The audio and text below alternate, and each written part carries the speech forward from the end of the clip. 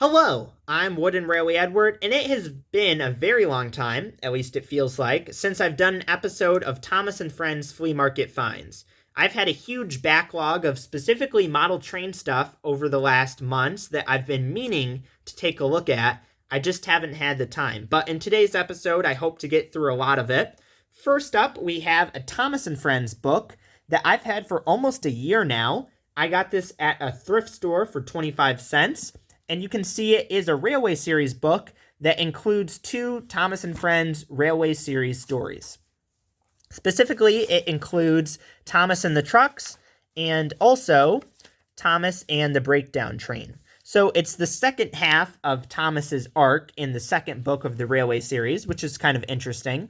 It looks like it's published by a company called Greuler, a publishing company, and it is marked as copyright 1994. So I guess this is a special print of the Railway Series that includes only two stories here. It's kind of weird they included these two stories and not the two before it, but no matter. At least they add the happy part of Thomas's arc. The book is in pretty good condition, except for the binding in the back. It looks like it's separated a little bit. You can see they used some tape there to fix these last couple of pages. But for 25 cents, getting a Railway Series book such as this, I'm very happy. The only Railway Series material that I actually own is I have the complete collection, and I also have book number 27, which I believe is Really Useful Engines, which is the first Christopher Audrey book. Also on that day, at the same thrift store, I found this little guy, which is immediately recognizable. It was to me then, and probably to you, as the Subway Thomas, which came out during Thomas and the Magic Railroad. You can see copyright 2000, and I believe they came out with a Lady, Thomas, Percy, and Diesel 10. I don't know if they made Splatter or Dodge, but I know specifically they made those four. And you can see it is a very cute little toy. I got him for 59 cents. So overall, under $1 for both of these items at one day at the thrift store. I thought that was a great deal. He has a weird coupling on the front and also on the back. His face is actually pretty good. I like his face. He has whistles, but no painted whistle detailing. A yellow number 1 on the side, but besides that, pretty minimal detailing.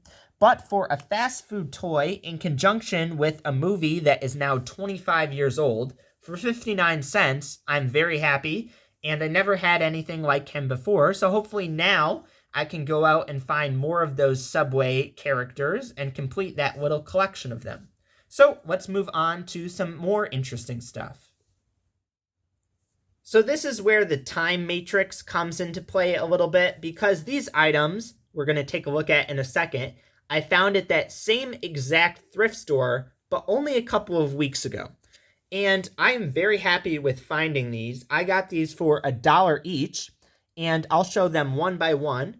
You can see it is not a Thomas and Friends item, but it is something that is very useful for video making, specifically my Thomas Wooden Railway videos. It is a building, and it is a wooden building. It's pretty thin, as you can see. It's only about an inch thick. However, is very nicely detailed. And if I put it up against the back baseboard right here, and then, for example, put some track in front of here with an engine, we'll say I have an engine like Diesel that we have right here. That's already starting to look like a very nice building for the background. This one is sort of a New England style house, and you can see there's a little cat right there as well. On the back, it is 1993, the cat's meow. Not really sure what that means, but you can see it's based on a building in Manchester Village, Vermont. But no one would know that it's not supposed to be, a United Kingdom building. This one sort of looks like a town hall. On the back here, it is, so it's actually double-sided. Has two chimneys, as does this building. Once again, just nice set dressing. And I got these all for $1 each. This one is based on a building in Cayuga Falls, Ohio. This is 1996, the cat's meow. And this building is also very nice. You can see it has the emblem 1850 in the top. And once again, it has a cat. Oop, that building just fell over. This one is more of an industrial building. You can see it has a brick design. This is from Wooster, Ohio, 1993. And I'm not really sure what these are a part of. I probably should have done some research. But this is 1995.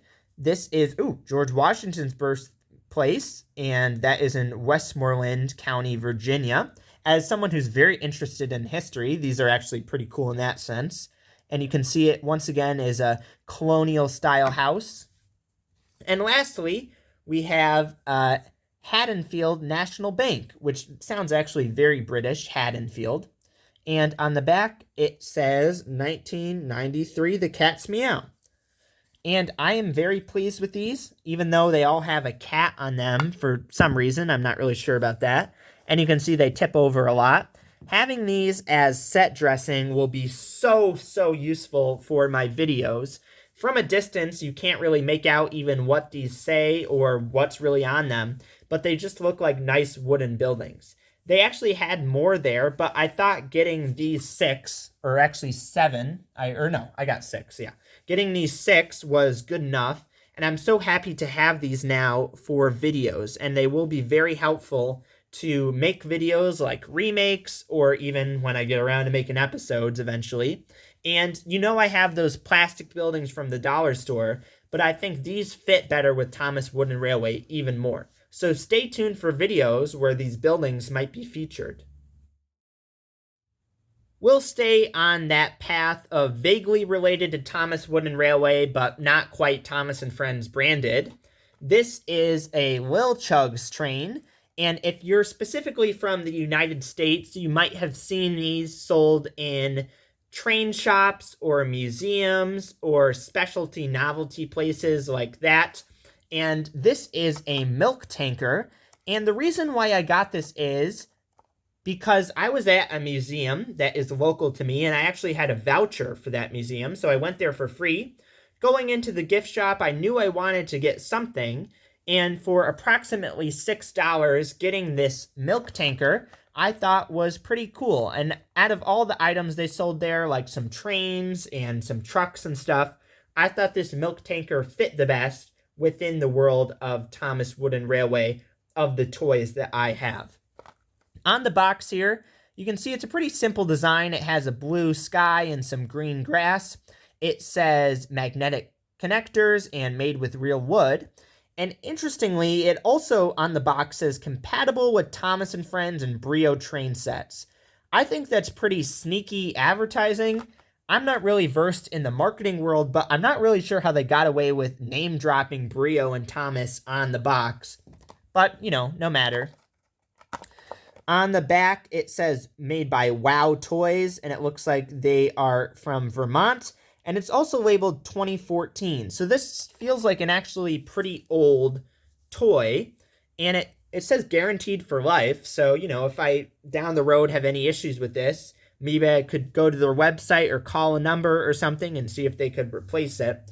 So I guess this is from 2014, but of course I only got this a couple months ago, and it has been collecting dust. You can see some dust on it as I have had it sitting on my shelf waiting to unbox it.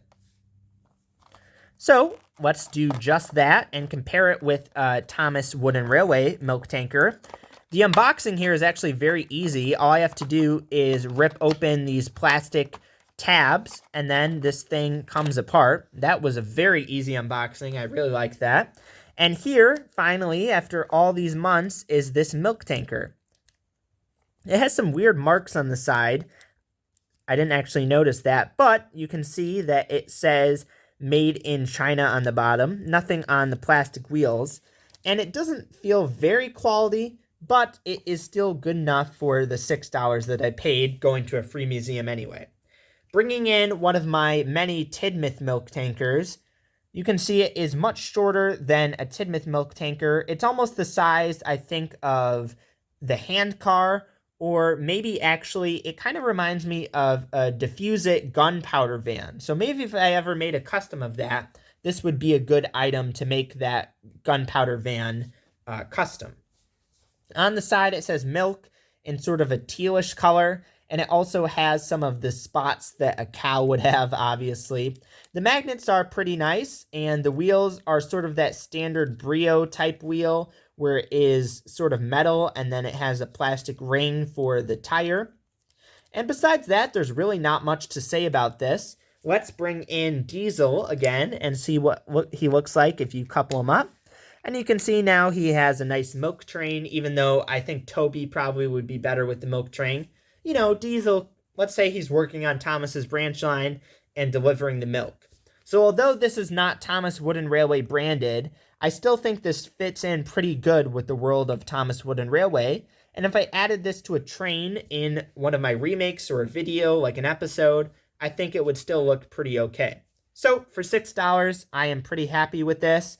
And I'm finally glad to unbox it after looking at it sit on my shelf for all of those months. So let's move on to our next items.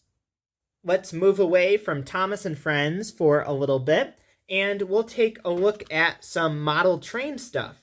So first up, this is something that I got at my local train hobby shop, and I've already opened it up because it has already gone to use on my mini layout that I have from time to time.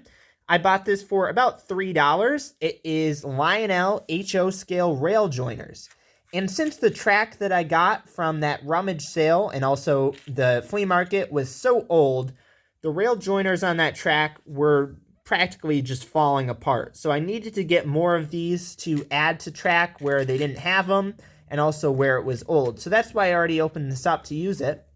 But looking on the back here, you can see it is from 2019. And this was very useful, and I was very happy to find this for such a great price to get more of these rail joiners. And I believe there was about 10 or 20 that came in there. So those have already gone to good use. Next up, we have some track. This is Bachmann track, and you can see it is in older packaging here. But the reason why I needed some new Bachmann track is, like I said before, with that older track, some of it is so corroded that it does not run very well. It doesn't conduct the electricity running through it very well. Here is an example of some older track that I have, and you can see that it is pretty dusty and it has some imperfections on it where the metal is not as good as it once was. So getting some new track, I feel like, will greatly help my layout. So opening this up, sorry for knocking the camera right there. Opening this up, let's hope that this track is of good quality.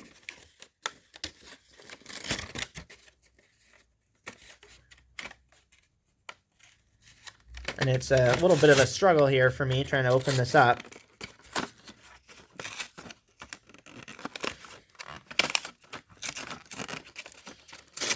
Oh, okay, and here we go. Taking this out of the packaging here. This is quite a struggle, as you can hear from my unboxing. Finally, we take out 4 pieces of straight track, and they look very, very nice. You can see them right here. They come with rail joiners as well, and it looks like those ones are stuck on, so they should fit very nicely. And you can see how new the track looks, so I feel like this will conduct extremely well. And you can see the wood detailing, the wooden planks, nothing special, but it is nice quality HO track. So there was 4 pieces of that in that packaging, so that will greatly help to expand the length and size of my layout when I set it up on my carpet to give me a little bit more girth of my layout, as so far I only have some switches, curved track, and a couple pieces of straight track. But with more straight track, of course, you can make the layout longer, and that leads to more fun letting the trains run. Speaking of which, you know that it has been challenging for me to have a model railway when I do not have any locomotives to pull the rolling stock that I have. But that all changes with this video, because I finally have a locomotive to pull around some of my rolling stock. So a big part of this video will be dedicated to taking a look at that train and seeing how it runs on my makeshift layout. So let's move on to that. Before taking a look at that locomotive, we do have a couple new pieces of rolling stock to introduce. So first off, we have this gondola car, and you can see this says Soo Line, and it has some writing on the side. It is mostly a cream white color. It has a little bit of red, but nice ladder detailing even though it's not separately fitted. It does have a separately fitted brake wheel right here. And on the bottom, it has some very, very nice detailing for the undercarriage of this truck right here. So if I put the gondola car on the new track that I got, you can see how smoothly it runs. That's just awesome. It makes a great sound, too, where you can hear the wheels going on the track. These wheels are made of plastic, so it is not a very heavy car, although there must be something in the chassis here that adds to some of the weight. I think there might be some pieces of metal in here that make it a little bit heavier than it might be. And of course, it has that style of knuckle coupler as well. Or excuse me, it doesn't have the knuckle coupler. It has the other design of coupling. I actually have no rolling stock with that knuckle coupler design. And I think this older design for this connection system of the couplers is actually something that I prefer a little bit more.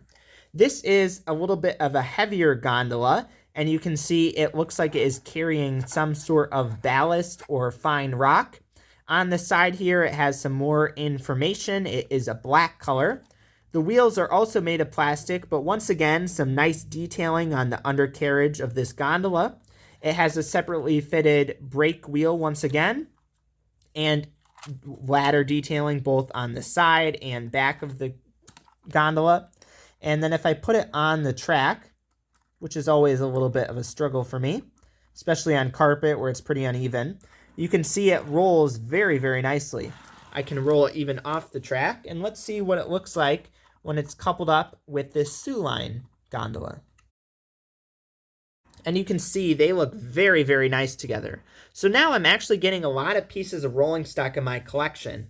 And both of these were only $2 each. I got this at that same hobby store where I picked up the rail joiners and the track. And the owner of that store is always very, very nice. And he offered me these for such a great price. And even though I only tend to buy these used items, he still gives me great deals every time. So thank you very much to him. And I'm very happy to add these to my collection. Now, let's take a look at the engine that will pull these. So you can't have a powered engine without a source of power and also how to control the locomotive. So here you can see it's a very crude design for a controller. It comes with this curved piece of track where it has the electricity connection. And it also comes with this controller.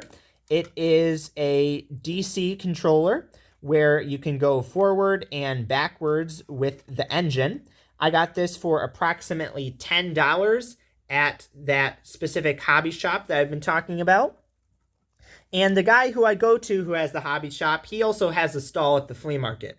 So it's great to go back and forth and find different things each time at both of his locations. And this specific controller was one that he recommended for a beginner, and I'm not very savvy with this kind of stuff, so I was glad to get something that was ready to go and running. The only downside is I have to fix this one connection. As you can see, this part of the metal snapped off, so it does not have a current electricity connection to the power source right here. So I have to actually press it down to give electricity to the tracks. So that's the only downside of this. I'll have to work on stripping away some of this coating so I can properly tie it around this metal bolt right here, but we'll work on that and cross that bridge when we get to it. But along with this controller, we can look at some of the detailing on it. You can see that it has some labeling and just some caution stuff on it. And on the bottom, it has a number. I'm not sure exactly what that means. It's kind of interesting. It says $10 and then $9.49. I mean, this, semantics there are pretty much the same. But we'll move that off to the side. And finally, after all this time, here is my locomotive. And you can see it is not the most impressive thing ever, but I am so happy now to have a locomotive that actually works. So why don't we attach this curved piece of track to this straight piece of track, and we'll see if this thing actually runs. Now, I know it does because I've tested it before, but for you, the audience, a little bit suspenseful to see after these couple months where I haven't ran it to see if it properly runs. And if I can get these rail joiners to attach correctly, we can have a look at it. So I'll plug it into the wall next to me, and I will have to press down this red wire to make sure that it properly connects. But you can see that although its operation is a little bit janky, it works, and it's such a great feeling to finally have a model train that works. After all of this time and, after all of these months of having only rolling stock, to finally have a train that works is just a really great feeling. And as I say that, for some reason it actually stopped. So let me see if I can try to fix that. I wonder why that happened. So this is I think it's because the track actually lost power there. Okay. I was wondering what had happened there. So let's connect it back. And actually, do you know what happened? Both of these actually came undone. You can see both the white and the red came undone. So that's a little bit unfortunate. And we'll have to connect them both to see the train move. Oh, and it wasn't connected on the back. So you can see just the learning curve process here. No pun intended. And let's set these together again. And you can see there it goes. And if it goes backward, very, very nice. So I think that's enough of operating the train. And at the end, I think I'll shoot some footage of a small layout with this train pulling some trucks and stuff like that. And I think that will be really cool to have a little bit of a running session for you guys.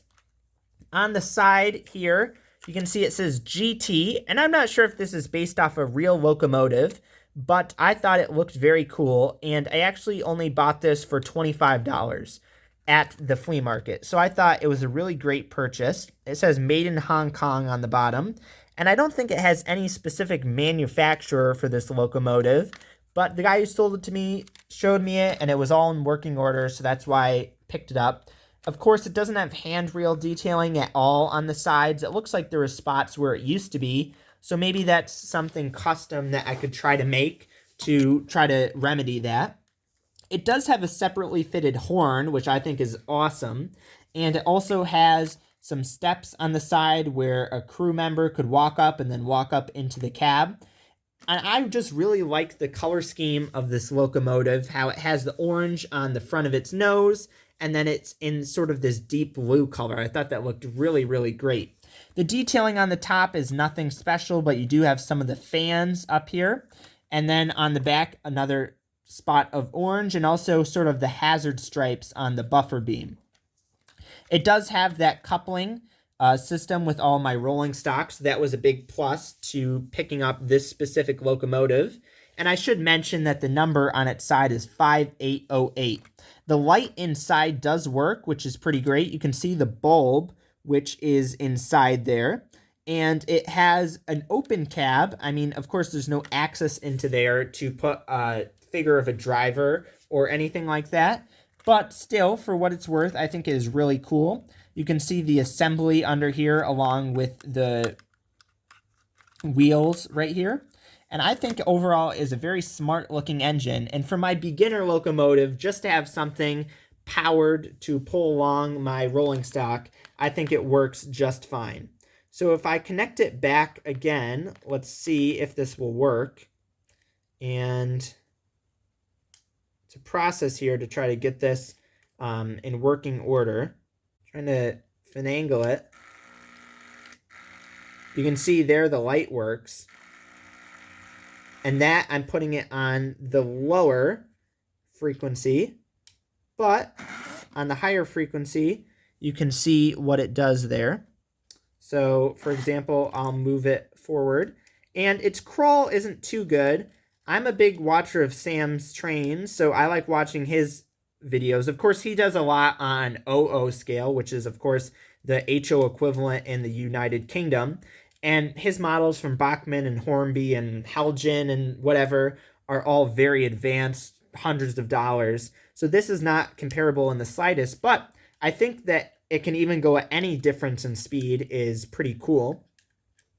I'm trying once again to connect it. It doesn't seem like it wants to really work for me. So that's unfortunate. I wonder if it's something with the track connection. Let's see. If I put the engine back on the track, you can see there's the light and you can hear the motor sort of going. And then, I know this is pretty boring for everyone on screen, but if you can see what I'm trying to do, I'm trying to connect the wires onto these screws right here to conduct the electricity. Doesn't seem like it's really working all its best, which is kind of unfortunate, but I'll have to fiddle with that another time. Anyway, I think this segment has gone on long enough. Long story short, I finally have a locomotive, a model train locomotive, to run my rolling stock with, which I'm so happy to have. So at the end of the video, I'll do an extended running session where I show some footage of this guy on my makeshift layout, and we can see how cool it is to finally have a loop with a train going around it. And to round out this video, we'll go back to some Thomas & Friends, and this is something I got at a thrift store. You can see right here, it is a take-and-play destination, and it also came along with a little take-and-play version of Thomas, which I was very happy to find. This is labeled 2009, and you can see it is the version of Thomas with the gold whistle, and this version was probably mass-produced so much that there's millions and millions of these guys all around the world. But his edge wear is not very extreme, just a couple nicks on the top of his cab, but besides that, he's in very good condition, so I'm very happy to have this little guy. But of course, the main thing of this was this paint shop destination. So this was $3 for him and for this, I should say, and Thomas. And if we open it up, you can see it is a little foldable playset. And this is the paint shop, and then it comes with a little shed, if I'll spin it around, where you can store Thomas if you're on the go. And of course, Take Along is all about being on the go and being able to move around with these items, taking them on a car ride or on a plane or just any trip you're on, or even, you know, if you're going to the park or something like that. So you can put Thomas in that little shed and keep him safe. And then you can see there's a little pond right here and grass detailing. And on one side, you have the Elsbridge Library. So that's a pretty interesting design. I've never really heard of that. You can see a little worker guy right here, and he looks like he's painting it from blue to red. And then you have the inside of the library. And then you have the paint shop, obviously. So I think it is a very cool destination to have that you can connect to different parts. A little bridge right here I forgot to mention. But you can see there's 4 points of connection where you can connect it to different rails and have a really big layout. I think they made more of these. I think specifically they had one for different stations like Elsbridge or Maithwaite or Knapford. So you can make a pretty big layout just with these foldable destinations. For $3, I'm very happy to have gotten this, especially coming with this little Thomas right here. I'm not sure if he originally came in this set, but that could be something I add on in editing to see if he did. But you can see as he goes around here, of course, the take-along track is not my favorite. You can see how much he slides along on the track, but he is pretty cute on this track, and I am glad to have gotten this item. So with all that said, I think it's high time that we wrap up this video and do an encompassing look at everything we got. But before we do that, let's run some model trains.